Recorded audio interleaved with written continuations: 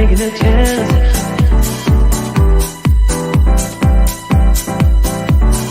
Telling me to dance, taking a chance.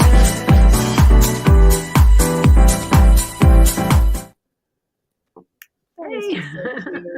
I love that, Diana. It is Everybody. just the cutest thing ever. I just always dance. And it's funny because I look at all of our pictures and I'm like, Jenny's hair looks longer. And Diana's is so good in that. Like, I was blonde. I'm like a different person in that.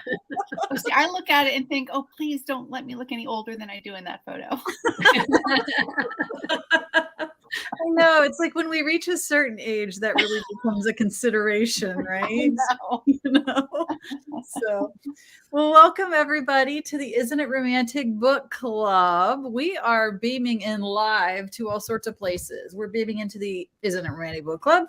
We're beaming into My Dangerously Dark Darlings. Hey, everybody, doing Secret Santa Day. We're going into YouTube. We're in Janie's Page Turners, Midnight in the Garden. And hey, we're really excited for all you people who are watching us live, but anybody who's watching a recording, we're even happy you're here. So welcome to the fun. I'm going to start out telling y'all who I am. I'm Abbie Roads. I write dark romantic thrillers. I tell people to think of an episode of Criminal Minds meets a love story with a little paranormal twist. Right now, Capturing Fate is out and available. But Dangerous Dreams, which was a republish of my original novel, Race of Darkness, is going to be coming out on March 14th of 2023. With a new cover. Yes, with a brand new cover. And I don't think I have a cover handy of that to show you. And I haven't really shown it to a whole lot of people. So it's sort of semi. Oh, I thought you already did a cover reveal. I haven't. So it's sort of semi-reveal. I've kind of like showed it to the group and my group and said, don't, for your eyes only, you know, but that's it. So, but nobody else outside of there has seen it. So it's I think they're wonderful. It's a semi-secret. So who's next? I'll go next. You got it, Sharon. I'm Sharon Wray. I'm one of the members of the group here, and I write romantic suspense, but think like sexy, hot green berets with like Dan Brown type mysteries, and they're kind of long. But I also write romantic, like steamy and sweet romance novellas. So, and I have a couple out right now.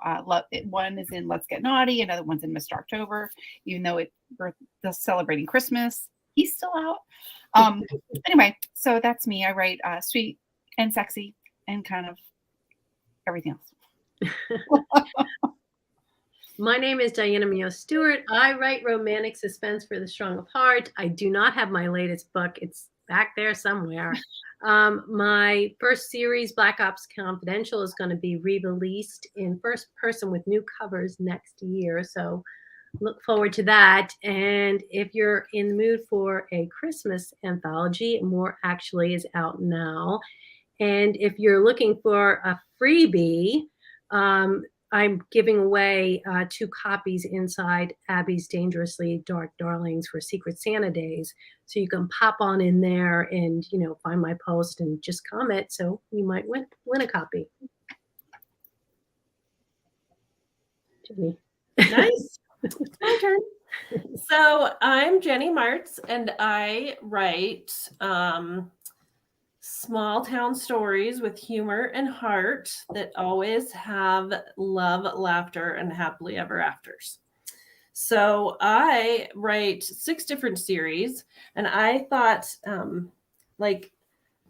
I do write cowboys, and I thought it would be fun to show my, cowboy book. That's a Christmas book. So I brought a couple of my Christmas books. So Wish Upon a Cowboy is a Christmas book. I write for one. I need to read that one. I love that one. This book right here.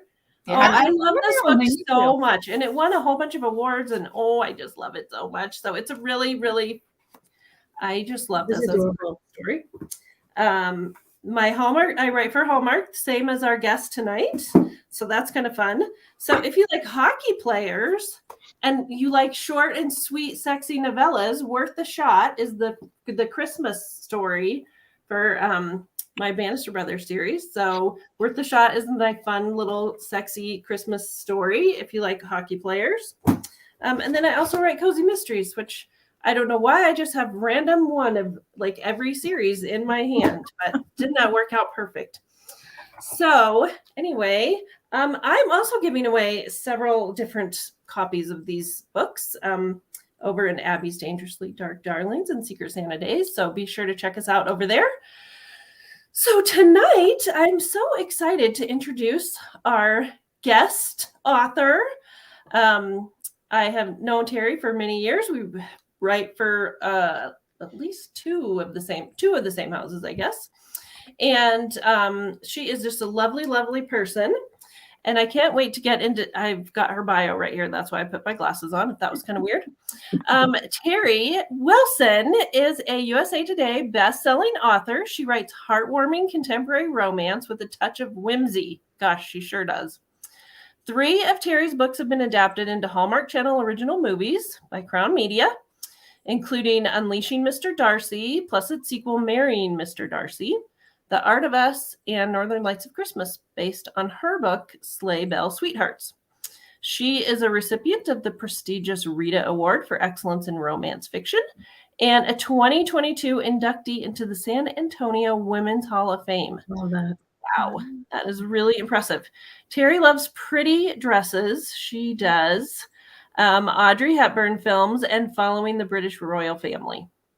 Visit her at teriwilson.net or Instagram at Teri Wilson Author, where she posts way too many photos of her Cavalier King Charles Spaniel, which I am sure we will be talking about those puppies tonight. Welcome, Teri. Welcome. Glad you're here. Thank you for coming on tonight. Thanks. Thank you for having me. I'm excited to chat with you guys. Well, before we start, I do want to say that we love commenters. We love Abbie. Did Abbie mention that we're in a bunch of different groups? Mm-hmm. Yes, Abbie mentioned that we were in a bunch of different groups. So of those groups, we can see your comments, but we can't always see what your name is. But we see a bunch of people that sometimes just say Facebook user. So just please forgive us if we can't say your name. But if you do put a comment tonight or a question for Teri, then we are giving away a $20 gift card and something else that just scrolled along the bottom of the screen. And maybe that could help me if that scrolled one more time. A $20 gift card or an item from our store. Okay, let's talk about Teri's book. Let's talk about it. That was so much fun. I loved it. Such a wonderful book. Thanks. Here it is. Once Upon a Royal Christmas. Oh, it's so beautiful. Thank you. I was going to ask you to hold it up. Would you tell everybody a little bit about it? Sure. So this is Once Upon a Royal Christmas, the book we're talking about. And it's book 2 of a loosely linked series. The first one was Once Upon a Royal Summer. And they're both from Hallmark, obviously. And I say that they're just kind of loosely linked because they don't have the same characters. It's a different kingdom. It's a whole different deal. But they both involve like children's fake princesses. So the first book is a theme park princess who meets a real life prince. And the second book is a children's party princess who wins a contest to go to a kingdom during Christmas to perform. And she ends up meeting the abominable snow prince, or very grumpy real life prince, while she's there. And they end up hitting it off. So that's what it's about.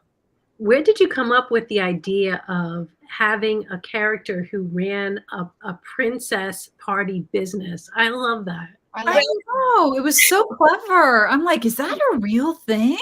If it's not, it should be. Teri should be doing this. It's totally a real thing. And actually, when this book came out on the first, I think the day after it came out, like last month, I had a party where I hired a party princess to come to my book launch. And she was Cinderella. And I had a bunch of friends and we had cake and everyone took their picture with Cinderella and she stayed in character for the whole party. And it was really fun. But for this book, I guess, like I said, the first one was a theme park princess meets a real life prince. And I just loved this book so much. I loved writing it. And I just kind of wanted to write it all over again. I wasn't ready to let go of that whole idea of a fake, animated, she's not animated, she's a real person, but, of a fake princess. I just had so much fun writing that book because people who have this job, people who work as theme park princesses or as children's party princesses, they have a lot of qualities that actually make them suitable to be real life royals. And so it was kind of exploring that. And I wasn't ready to let it go. So I wanted to write another book similar to it. So I thought, well, what can I do? And I was like, well, children's party princess. I mean, she's like a theme park princess. And of course, I wanted to set it at Christmas because Hallmark is synonymous with Christmas. And I thought it would be really fun. So the princess in this book, her alter ego is Princess Snowflake. And she's kind of a combination between like Cinderella and Elsa from Frozen. So she does like magic tricks with snowflakes and, has like a whole big snowflake tiara. And but she's also kind of Cinderella-y. So she's kind of a combination of those two. And how did you come up with Princess Snowflake? Well, I mean, I didn't want Disney to sue me, so yeah. So the first book, the Theme Park Princess, that theme park was called Once Upon a Time Theme Park, and of course, I made it up, and it's a theme park with a fairy tale theme. So they have all the different fairy tale characters walking around the park, and I used the princess from the fairy tale Princess and the Pea as the model for my princess, and her name was Princess Sweet Pea. So when I came to do this one, I was trying to come up with a good character, and I knew I wanted someone that would be great for Christmas, and so I came up with Princess Snowflake, and she is based on the Russian fairy tale The Snow Queen. And so I was doing a lot of research into that and reading different stories. Of course, there are different versions because the Snow Queen fairy tale has been around for a really long time. But some of the versions that I read that I really liked, first of all, they said, her she's the daughter of Father Christmas. So that, of course, lent itself to being great for a Christmas book. But also one of the things I really liked about her origin story is that supposedly, she is made out of snow. There was a couple that couldn't have children and they prayed and prayed for a daughter, and they made one kind of like a snowman, out of snow. And then overnight she came to life. And so I loved that part. And I do have a lot of that kind of folklore, in the book where she talks about her character and that kind of thing. So I loved all that. So I thought, well, that would be perfect for Christmas. So that's how I came up with Princess Snowflake. That's fantastic. That was one of my favorite stories as a little girl. I loved Princess. I loved the one was made out of snow. Yes, like that version. Yeah. And then, of course, how most fairy tales, are much darker, the way that they were written than they are from Disney. And so one of the things, and this is in the book, one of the versions of that fairy tale is, she wanted to fall in love, but she couldn't because her heart was made out of snow. And so, she just, wanted to fall in love so bad. Her mother is Spring, in the fairy tale. And so finally her mother lets her fall in love, gives her a human heart. When she falls in love, her heart warms and then she melts. And so that's kind of the tragic ending of the fairy tale, the way it's written. But I also kind of use that, as part of the conflict in the book. She's kind of, she wants to fall in love, but she's afraid if she does that, it won't go well. Yeah. And so do you have a fascination with old fairy tales? Is that something that you've done for a long time or you've just done recently, or? Well, I love the royals, as we said in the bio. I've been a big follower of the royal family for a really long time, and I love royal romance and princess stories. And so that's kind of how this series started, because I just really wanted to write a royal romance really bad. And it's really hard to come up with, a new one because there's been so many done before. And honestly, those secret prince stories where like a regular girl finds out she's accidentally dating a prince, and then it's like the worst thing in the world that's ever happened to her. I like love that trope. It's my favorite of all time. I'm still waiting for my husband to tell me I'm secretly married to a prince. And Yeah, I'm waiting too. I'm waiting too. I mean, yeah, he's probably worried I'm going to be upset. So I love that trope. But, I wanted to do something different. And I was just, kind of trying to figure out, like, what would be the most awkward pairing? Like, what would be the worst person to find out that they really have fallen in love with a prince? And it just popped into my head one day, oh, my God, a theme park princess. Because I think when Romance Writers of America had their conference in Orlando a few years ago, I went with a bunch of my friends and we did a character dinner. We went to dinner at the Grand Floridian. We went to the Cinderella dinner. And Cinderella was there, and Prince Charming, and the stepsisters, and the wicked stepmother, who was a hoot. I mean, the stepmother and the stepsisters were the best part of that. It was so funny. And we just had such a good time, talking to them, and they stay so much in character. And that dinner really stuck with me. So then I was like, oh, a theme park princess, that would be the most awkward, because, it would just be great to find out this guy that she's been pretending to be royal with at the tea party, with his daughter. He's a single dad in the theme park book. So that's, as soon as I came up with that idea, I just loved it. And like I said, I wasn't ready to let it go. And I was like, well, I can't write that thing again. But I really, did some research in different fairy tales to figure out how I could spin it and make it Christmas Eve. In the country, like how they do Christmas, I totally want, like, I'm ready to move there and do Christmas with them every year. Like, this is just like where I want to be, Well, I've always wanted to go to some European tiny village for Christmas that has like the ice skating and the Christmas market. And so I did do a lot of research in different, like, your tiny European countries and how they do the big Christmas markets and different traditions that they have. Because again, Christmas romance, is such a huge part of the industry. And I just wanted to kind of put some different things. I mean, I have some, skating and carols and that kind of stuff. But, the Christmas tree maze was a little different. And the hot chocolate. I love the hot chocolate with Have you actually had those waffles? Did you make those waffles up, or have you actually had those waffles? I've had the waffles in New York City at a Christmas market there. I had them in Paris. Yes. Yeah. Amazing. Mm-hmm. Yeah. So yeah, it has all sorts of yummy treats. And there is actually a recipe for the special magic hot chocolate in this book. And I haven't made it yet. I need to. While we're in December, I need to make the recipe and video it or something. But I listened to the audiobook of it, and I was driving, and I'm like, oh wait, I gotta write this down. I'll send it to you. If you did, if you listened to this book on audio, so you don't have to go write down the recipe, on the Hallmark Publishing website, you can click on it, and they have the recipe on the website. That way, you don't have to take down notes from the audio. I'm like, oh no, I can't write while I'm driving. It sounds delicious. It really does sound delicious.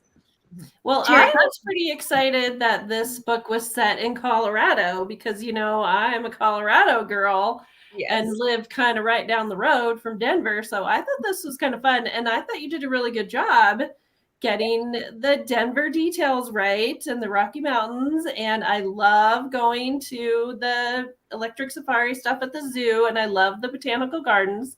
So I'm just wondering, have you been to those? Yes. So my son, who lives in Korea now, he's lived in Seoul, Korea for the past 4 years teaching English. Before he moved to Korea, he lived in Denver and right out of college. And he lived there for probably 2 years, but I visited a lot.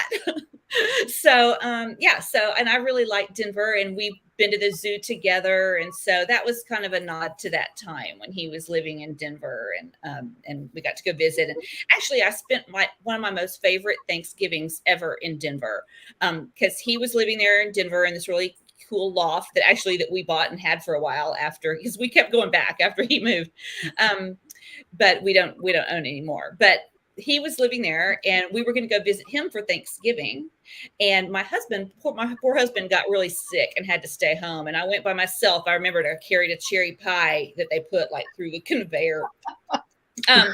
But I went and he made the Thanksgiving meal, but they had like this really huge snowstorm. I mean, and it was just like white everywhere. And we just hunkered down and watched Christmas movies and ate our Thanksgiving. Aw.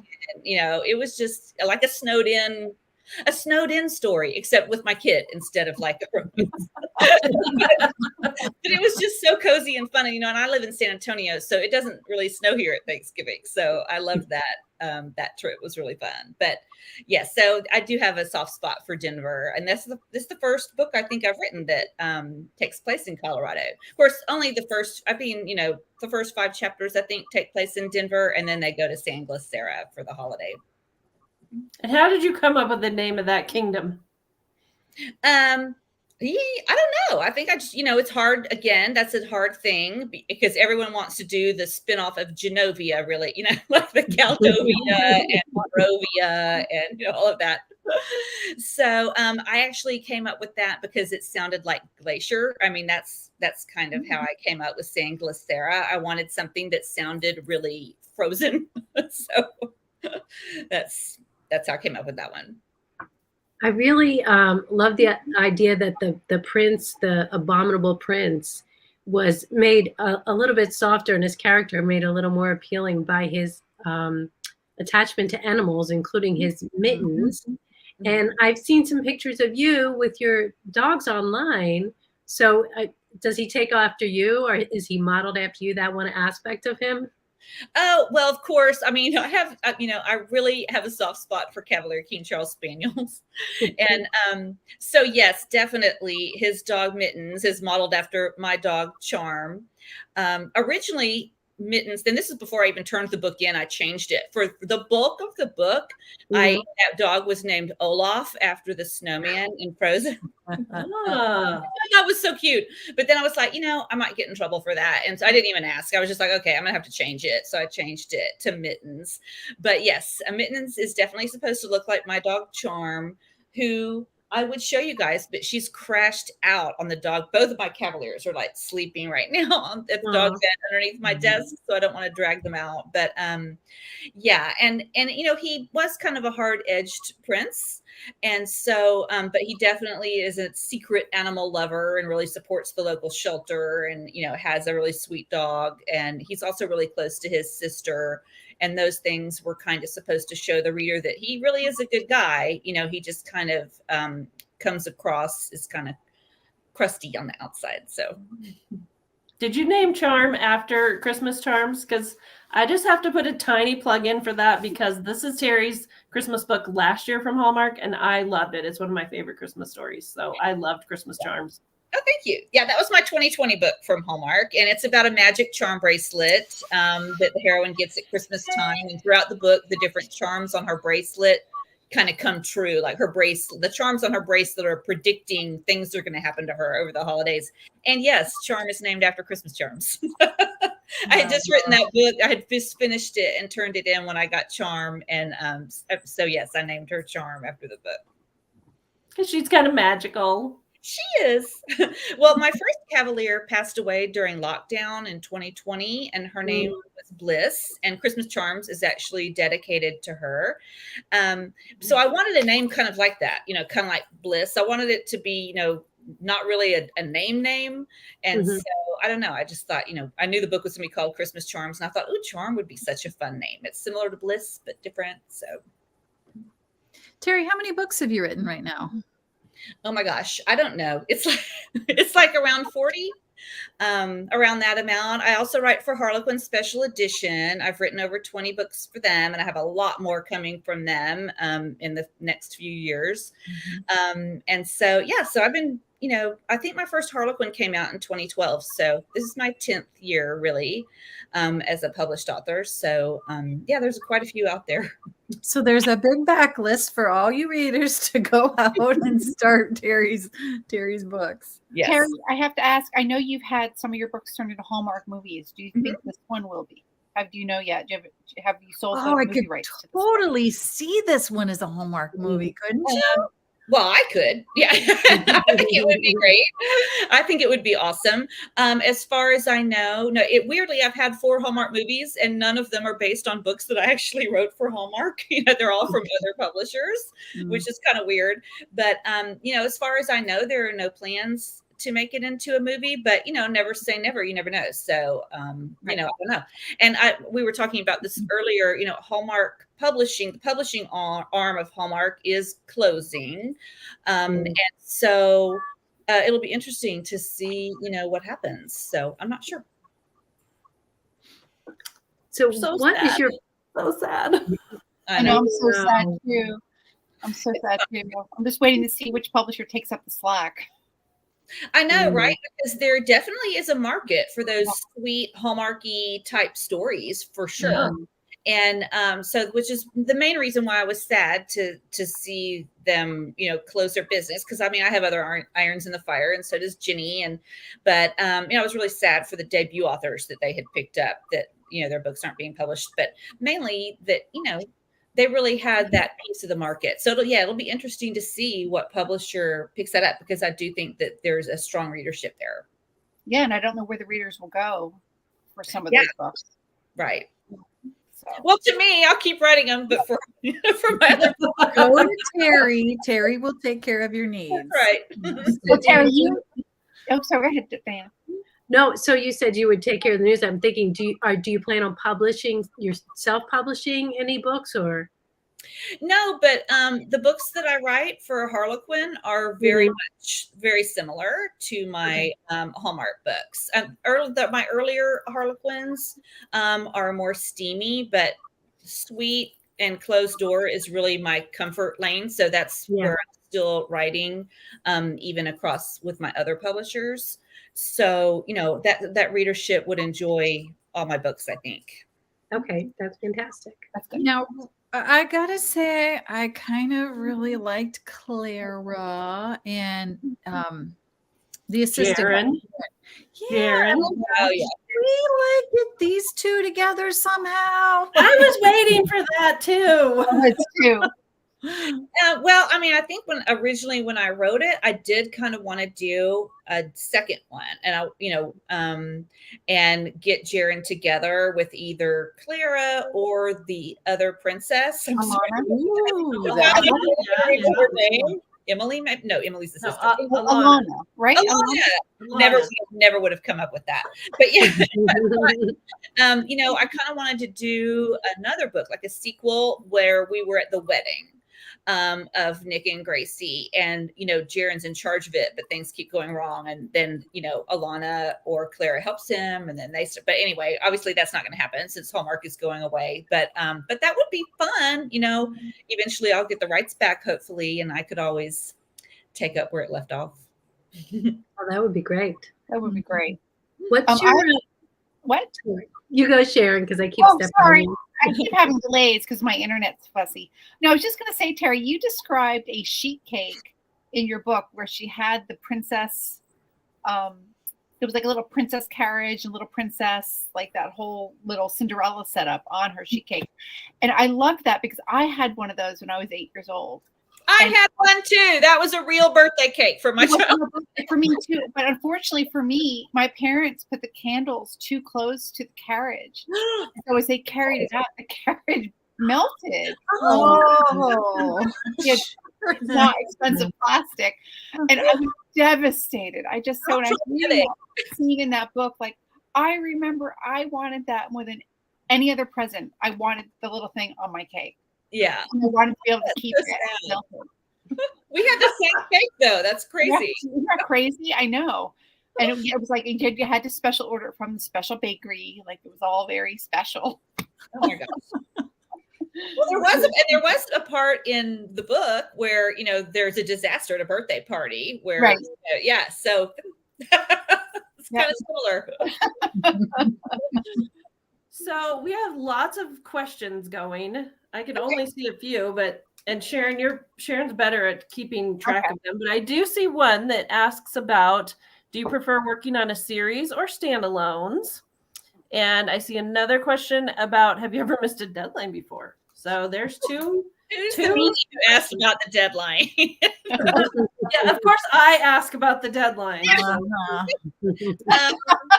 I wish We don't talk about that.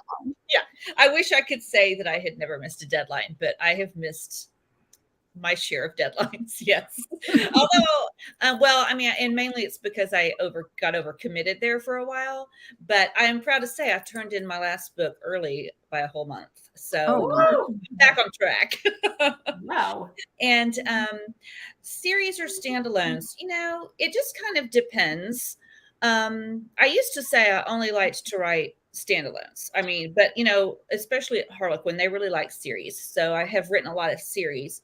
But then I started, getting invited to write continuity books for Harlequin Special Edition. They have 2 continuities there. And what they are like 6 interconnected books, and each one's written by a different author, but there's also an overarching story, story arc that goes through all 6 books. And so it's kind of like a series. It is a series. It's a series, but it's written by 6 different people. So I wrote a couple of those. I wrote one for the Mavericks, Montana Mavericks continuity. And I love this. They started a new continuity, a special edition called Forever Yours, all centered around a pet rescue. And obviously I'm a big animal lover, so I begged to get one of those books. And so they've done 2 of those continuities, and I did 1 book in each. But once I started writing for the continuities, and they give you a Bible and it shows you what's happening in all the other books so you can kind of keep track. I really liked that. I really liked the idea of sitting down at the beginning and coming up with what's going to happen across all the books, because how I had looked at it before was, I just had a vague, they were connected, but I didn't really plot out the whole series at the beginning. But now that I've been working on the continuities and thinking more in terms of that, like really thinking about the story arc and how everything's going to piece together before I even write the first book, now I really kind of like doing them. I think that it's fun. I have a new series coming out next year called Love Unveiled. And it's all the heroines work for a high fashion bridal magazine in New York City called Veil. And so there's a lot of drama at the magazine that's happening over the course of all 3 books. And then, of course, they each have their own romance. And I've really, it's the series that I've written that I've had the most fun writing, like as a series before. So I'm excited about those books. Wow. And is that with Harlequin? It's with Harlequin Special Edition. Oh, and nice. the first book is called Her Man of Honor. And she's the bridal advice columnist for Veil. And the book opens on her wedding night where she's been jilted at the altar. And so it's like a disaster because she's like supposed to be an expert and everyone from the media is at her wedding. And her longtime best friend, Henry, is her man of honor. She has a man of honor instead of a maid of honor. And so he's comforting her after she gets jilted and stuff happens. So, and it has a beautiful cover with like a yellow taxi on it. And I love the cover so much that I talked to my editor, and now we're kind of doing brides and taxis for all the covers for the whole series. So it has a really branded look to it. But Her Man of Honor comes out in April of 2023, and I'm really excited about it. I'm finishing up the 2nd book in that series right now. Wow. Nice. I'm just going through. We have so many questions. I'm sorry. I'm not sure if we're going to get to all of them, but okay. Teri, how many words do you write in a day? It depends. Like if I'm late, a whole lot. But my ideal scenario, and this is what I'm trying to stick to so I don't overcommit myself, is 1,000 words a day, which I know for some authors that's not a lot, but that's my comfort zone. And I'm usually pretty deliberate. I don't do a lot of editing after I write a book. It's in pretty good shape by the time I finish it. And I do like every 10 or 20K go back and do a thorough edit before I move on. So I usually plan 1,000 words a day, Monday through Friday. And then if I want to work on the weekend, it's like extra, or I have the weekend to catch up if I got behind during the week. And what genre or series do you like writing most? What? I'm sorry, what? I'm sorry. What genre or series do you like writing most? I think you've kind of answered this. You really like the sweet romances, right? Yeah, pretty much everything is, I write sweet contemporary romance. And also, like in my bio says, it has a touch of whimsy. You know, it's more of a blend between romance and romantic comedy. But I really, more of my standalones, my bigger trade paperbacks are rom-coms. But my Harlequins, I would say, are more contemporary romance. And they're all, you know, pretty sweet. My newer series is Closed Door. You know, Hallmark, you don't even need to close the door because, like my editor used to say, there's nothing happening behind the door. They're just making so like you don't even need a door because they're just wrapping presents and baking cookies behind there. But you know, my Harlequins are sweet, but not that sweet. So. But that's, you know, and like I said, I do have some steamy books, like my original series for special edition that I wrote back, I think in 2016 is when that came out. It's called Drake Diamonds. And the whole series is set at a high-end jewelry store that's supposed to be Tiffany's. It's really obvious if you read the series. And I love those books still to that day. They're very high glamour and they're super steamy. But, you know, that's just not my lane. I struggle with that. You know, I'm just not really great at writing the high heat. So that was the last series I did that was like that. So kind of semi-related to what do you like to write? What do you like to read? Like, who's your favorite, like, auto buy? No matter what they have out, you're going to go buy it and read it. Who's your go-to author? Well, Sophie Kinsella is probably my number one auto buy. I love her. You know, I love, you know, the golden age of chick lit. I love so much. But I also like to read thrillers though. I mean, I read a lot of rom-coms. I read a lot of sweet contemporary romance or just, you know, contemporary romance. I love Michelle Major, Ray Ann Thane, you know, because I just kind of think that's the area that I fit into. But, you know, I like Sophie Kinsella. But anyway, but sometimes I need a palate cleanser. I need to read something like super murdery. And so then I read, like, I know I do sometimes. So then I read, you know, a thriller. I don't really read any nonfiction. Everything is pretty much romance, women's fiction, rom-com, thriller, or every now and then a cozy mystery. Okay. Finding something murdery. Right. I've watched movies lately, y'all, that I said that exact same thing to my husband last night. I was like, I need to watch something about a serial killer because I watched 8 Hallmark movies in a row. I need to cut it with a serial killer. So I need something murdery. Yeah. I'm just going through this. I apologize if I can't see your name. Sometimes depending if you're logged into StreamYard or not, it'll just say Facebook user. Okay, while she's looking, I'm just going to say thanks, you guys, because I see lots of really nice comments to all of us. So thanks for all your nice comments just to us. Do you, where do you actually do your writing, Teri? Do you have a special area? And would you listen to music? Do you have, like, how do you set the mood for yourself? Well, I'm in my home office right now, and this is where I do a lot of my writing, and you can't really see it, but it's very girly. Like, I have my pink Christmas tree on my desk, and, you know, everything's really girly. So I like it in here. There's a cupcake bakery in my neighborhood where I like to write called Bird Bakery, and I post a lot about them on social media. I used to write a lot at Bird until I got Charm as a puppy, and she has some pretty bad separation anxiety. So now I'm like a listener in my own home. So I pretty much write here. But I don't like to leave her alone a whole lot. So I do a lot of my writing at home. I do like to listen to music when I write, but I can't listen to music with words because it distracts me. So I listen to a lot of French music because that has words, but I don't know what they're saying. So I listen to a lot of French music or movie soundtracks. I love the soundtrack from the movie The Holiday, which is like my favorite Christmas movie. And I remember one time I was on deadline. I mean, we were talking about this earlier before we started, and I was staying up till all hours of the night, and I just had that soundtrack on loop. And my husband would walk through the room and he'd be like, "Oh my God, would you finish this book? I am so sick of this music."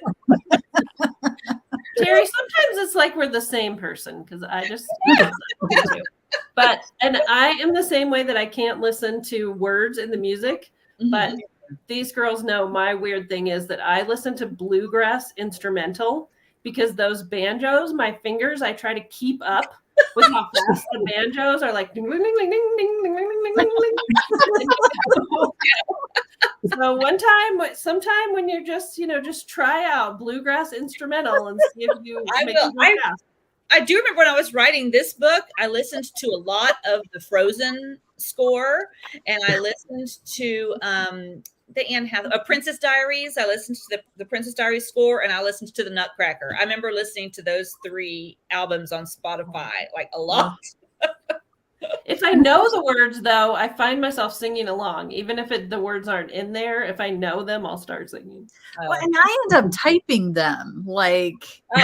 Oh, you know, it's hard for me to like come up with words in my head when I'm hearing other words. Mhm. You know, it's Oh, hard. what's hard is like you're doing a Christmas story, but you're writing it like in April.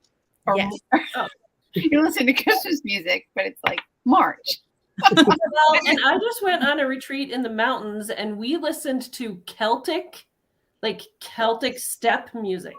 Because I'm telling you, if you listen to slow, piano, classical music, you type to the speed of the music. Slow. But if you listen to really fast music, you will type faster to keep up with the tempo. So we listened to some Celtic, what's that? High stepping, the step. Irish. Oh, like river dance kind of Yes. stuff. Yeah, okay. Because I was gonna say, what's Celtic step music? Like I was thinking of like step aerobics for a minute. Like, Yeah, like those girls that do the step dancing. Like river dance. Yeah. Yeah, like river dance. Well, I'm going to now start listening to Flight of the Bumblebees and see if I can knock out like 5K in a day. You can go faster. Yeah. It's a challenge. Yes. So we've got a question, and I'm going to add one to this. So somebody asked if there's going to be another Unleashing Mr. Darcy. And along with that, I think everyone is curious to know about your experience of having a Hallmark movie. Oh, okay. There's always continual talk about, are we going to do another Mr. Darcy? I mean, everyone involved with Unleashing Mr. Darcy would love to do a third Unleashing Mr. Darcy. It's just, finding the right storyline and, talking to the network about it, which is not my job. That's my executive producer. And there's been a lot of changes at Hallmark Channel. So, I don't know. It's always a long shot. So, but we're always talking about it constantly. So, who knows? I'm not saying it's going to happen. I don't think it's going to happen. I still think it's a long shot, but never say never. I mean, it definitely is a possibility because I know everyone wants to do it. And you were asking me about the experience of having a Hallmark movie. Uh-huh. Yes. So Unleashing Mr. Darcy was my first one, and I had no idea at all that it was going to happen. Like, it takes Hallmark a really long time to make decisions. And so sorry. Hallmark it's like playing the long game with Hallmark. It takes them a really long time to make decisions, and then once they do, things happen like really fast. It's crazy. But the book Unleashing Mr. Darcy came out on New Year's Eve 2013, and I sold that book to HQN, the single title division of Harlequin. And like literally the week after I signed the contract, the big editor at HQN left and they sold the business to Collins. So there were a lot of really big changes at my publisher after I sold and before the book came out. And the book came out and, it didn't sell really well, but I just really think it was because of the circumstances, So my agent was determined to turn things around. She was like, I just really believe in this book. I think it could do really well. And this was after it had been out for like 6 months. And I was just like, really? I mean, and she said, just trust me, I'm going to try and figure something out. And then like a year goes by. And I had no idea what she was doing, but she had a friend who was a film producer. And this is funny. So my executive producer of all my Hallmark movies is a woman named Sidel Albert, who I love. She's amazing. I think she's like in her 70s. She's awesome. But she was really known for true crime dramas, like before we did Unleashing. That was her thing. Like, I don't know if anyone remembers the Preppy murder, like back in the 80s. and there was like a Lifetime movie or something. So that was her big movie. The Preppy Murder was what she was known for. And so my agent, she's a family friend. She's a friend of my agent's family. And so my agent asked her, she was like, I have this book and I really need a producer to pitch it to the Hallmark Channel. Will you do it? And Sidell was like, I don't know anyone at Hallmark Channel. They don't know me. I make true crime dramas, but sure, I'll see what I can do. Wow. So she did, and I think they liked it immediately because of the dog angle, and they really liked it. But it took them a year to decide that they wanted to option it, and apparently it was like so close. Like, yeah, we really like it, but we just need some more time. And my agent never told me any of that wisely because I would have obsessed on it. So I had no idea. She just called me at 4:30 in the afternoon on a Thursday and was like, I have some interesting news for you. And I was like, what? And she said, Unleashing Mr. Darcy is going to be a Hallmark Channel movie. And I mean, I could not believe it. I burst into tears because I was so excited. And I was a big Hallmark fan at the time. So to me, it was like, what? I mean, I just was like stunned. So it was wonderful. It was the whole experience was the best. And I mean, I just remember, I say this all the time, and I said it especially like when I was on set for the movie. I was like, I wish this could happen to every single author because it's just beyond your wildest dreams. So I loved it. We wish that too. Watching it? Yeah, exactly. Yes, Jenny, we do. What's it like watching the movie, like afterwards, like knowing you wrote the book and like, it's all just crazy. I mean, so I just watched Unleashing Mr. Darcy last week for the first time in 2 years. So when it first came out, I watched it like obsessively, like every time it was on, I would watch it. So I've seen it like 1 trillion times. But I think I mentioned, my first Cavalier Bliss passed away during lockdown in 2020. And she's a character in that book, like one of the main characters. And there was a doggy actor that played Bliss in the movie. And she's a big part of that story and a big part of the movie. And the day after Bliss passed away, like she passed away in the middle of the night. And that very next morning, I got up and turned on the TV. It was just already on Hallmark Channel, and it popped up, and Unleashing Mr. Darcy came on.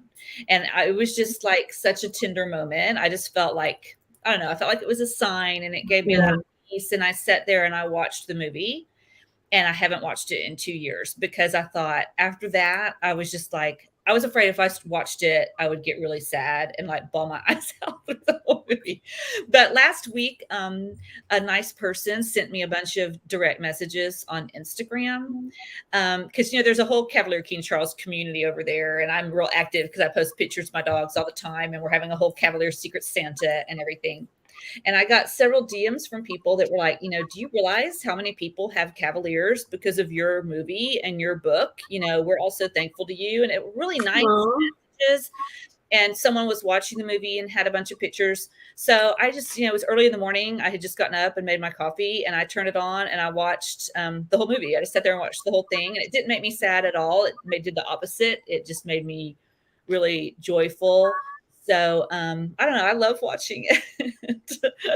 I was really lucky because, when you sell your movie, or your book, when someone options your story, it's no longer your story. The author has zero control over what's going to happen, like what the screenplay is going to look like. I mean, if you're like a huge name author, like, Dan Brown or something, I mean, someone really big probably has more power, but for, a regular author, then you sign, you get your check, and you don't know what they're going to do with it. And I just feel like they were so thoughtful with what they did with the story. There are scenes in the movie that are not in the book, but even the scenes that they added and even the changes that they made, I could tell that the screenwriters took snippets of conversation and dialogue and pieces of the scenes that they didn't use and injected it into the new scenes. I could just really tell that they really studied the book really hard and tried to keep it movie in the same vein, the same spirit as the book, even though there were some pretty big changes. So I just, was totally delighted. I mean, I wouldn't have changed a thing with what they did with it.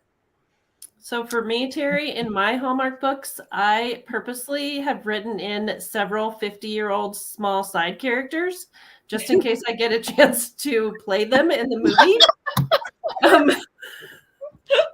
So there's that's brilliant. That's very brilliant. Yeah, there's a chili cook-off judge and the woman who works in the shop. And There so you I purposely just, put some people in like that. So did they give you a chance to like be in it? Oh, I'm in all 4 of my movies. Yes. Oh, you are? Really? Yes, but I'm just like an extra. Like I'm in the background. And actually that's what they call them on set, background. They'll be like background, and all the background people come up. And so, but I mean, you can see me, I'm in all 4. So, which was fun. Like in Unleashing Mr. Darcy, the second one, Marrying Mr. Darcy, they get married. I mean, I hope that's not a spoiler. It's right. And Darcy's Aunt Violet, who is mean and scary and terrible in the books, is played by Frances Fisher, who is the actress who played Kate Winslet's scary, terrible mom in Titanic. So she's good at being intimidating and scary, and she's like a major movie star. And so she's Darcy's Aunt Violet. But when they get married and Marrying Mr. Darcy, I'm sitting directly behind her. So every time they show his aunt, I'm just like right there. I'm like, hey. Are you holding up your book? And I was sitting she's sitting reading it. Yeah, reading it. The two extras that I was sitting next to, this was funny because this is a spoiler. There are 2 weddings, actually. One of the weddings is a rooftop wedding, and it was freezing. It was, in Vancouver. We were freezing, and we'd be all bundled up, and then they would let us take off our coats to shoot, and then we'd put our coats back on. But I was sitting next to 2 extras who also were extras at Bella and Edward's wedding in the Titanic franchise, and they were extras at the 50 Shades of Grey wedding for Anna. Oh, wow. So I was like, oh, this is crazy. Like, you've been to all the big movie weddings, They were telling me they almost got frostbite at Bella and Edward's wedding, that it was like super cold. And that on both of those sets, like they had to their phones got confiscated because it was so, secretive, that kind of thing. Wow. So it was fun sitting next to them. I learned all sorts of stuff. Things. Yeah. Wow. That is really neat. So I think we have time for maybe one quick question. And I see Facebook user has asked, how do you celebrate the holidays? Oh, well, I live in San Antonio. So the main thing we do is eat a lot of queso. Perfect. Our Christmas Eve tradition with the family is always chips and queso and champagne while we open our presents. We're like Christmas Eve present openers. And, on Christmas Day, we usually like to watch a movie or go to the movies together. And I love board games. So board games are always a big part of our family celebration. My son lives in Korea. He's an English teacher there, and he's not coming home this year till New Year's Eve. So I'm sure we will be doing it all over again on New Year's Day, after he comes home. Well, that's fun. Well, enjoy your holiday, and thank you so much for being here with us today. This was so much fun. Thank you. Thank you so much for having me, and thanks for choosing the book. Yes, we enjoyed it. Was so much fun. Hold it up one more time so everybody can read it. Once Upon a Royal Christmas. There we go. What a gorgeous cover, too. Yeah. Thank you. I married right because I showed my husband the cover, and the first thing he said was, "Wow, that looks like Kate Middleton on her wedding day." And I was like, I trained you. So it does. It does. Okay, thank you. Thank you. Best of luck, Teri. Bye. Oh, that was so interesting. Yeah. That hour went so fast. I know. It really did. So we are introducing our December book, but we have a little fun thing we're doing since everybody is so busy on the holidays. We're going to be having a book, but we won't be having the live stream. So we'll just be chatting with it in the group. And then at the end of the month, we'll pop up and tell you who our January, and you're just going to love it. You will love January. First, before I'm very excited. Before that, you enjoy. Let's get naughty. We're so excited for this book. My story's short. Yeah, we're going to have a lot of fun talking about the stories in the group. Super excited, everyone. And we're for sure reading Sharon's story, and then if we have time, we're reading the others. But for sure our Christmas treat is Let's Get Naughty. And Sharon, what's the name of your story? Home for the Honeymoon. It's a Christmas Eve wedding where they get stuck. They're getting married. They're going to go off on their honeymoon, and their small little town in the Virginia Mountains gets snowed in, and there's literally no place for them to go. There's no inn. I think I'm frozen. Shocking. Sorry about that. Yeah. So no idea. So there's where are they going to go for their honeymoon? So Fun. So it's fun. It was a really, really, really fun book to write. So I'm very excited. Well, that sounds And like I'll give away this week. I will, after Secret Santa Day, because I know we're all helping Abbie with that. I'll give to commenters on this live stream. I'll go ahead and give away some free copies. So, and we'll pick the winners of that on Sunday. So continue to comment or ask questions, and that goes for the other prizes as well, including the gift card. Right. So you have a chance up until Sunday to comment here. And if you're looking for the big deal this week, it's at Abbie. You want to explain? Oh, yeah. Yeah. I'm like, we're gonna have a big deal this week. What's going on? We're having Secret Santa Days in my Dangerously Dark Darlings Facebook group, and we have 281 authors who have signed up to give away books and gift cards and swag, and so many of them will give away more than one prize. So all you have to do is be a member of the group, and the four of us have been giving away prizes all day. So right. Yeah, like I mentioned though, if we are not commenting, it's not because we don't love you. It's because we are admins and we cannot afford to be put into Facebook jail. Because who runs the group if we're all in Facebook jail? So for the four of us, if you don't see us commenting and liking and loving everything, it's because we're trying holding back. We're just holding back. And then on Sunday we can do all the things. Right. And so that's tomorrow. There's giveaways today from us there's giveaways from us in there today. And then tomorrow really starts the big festivities. So make sure you get a membership. And Abbie, when are you closing the contest? On Sunday?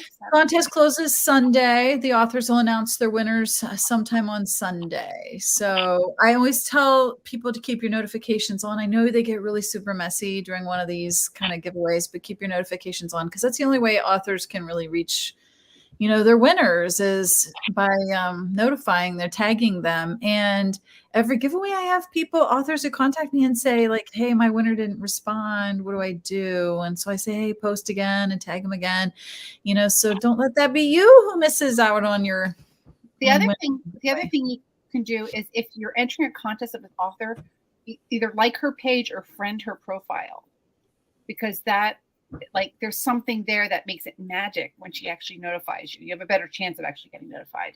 Yeah, and Facebook is weird about tagging and notifications anymore, because there are times when I'm really trying to tag somebody and it won't let me, and I'm friends with them. I'm on all their stuff, and so it's just really weird sometimes. Put the @ before their name. I have tried that too. I had to do that with Diana tonight. So, and we've been Facebook friends for years. So anyway, I see so many of you guys' comments. Thank you so much for coming tonight. And thank you for saying that you had fun and that you enjoyed it and that it was a great time. And we do read your comments and we do see them. And we're so thankful that you guys all take time out of your night to show up and have fun with us. Thanks, everybody. Thank you so much. And we'll see you in Abbie's group this weekend. Yay. Good night, everyone. Bye, everybody. Bye. Happy holidays.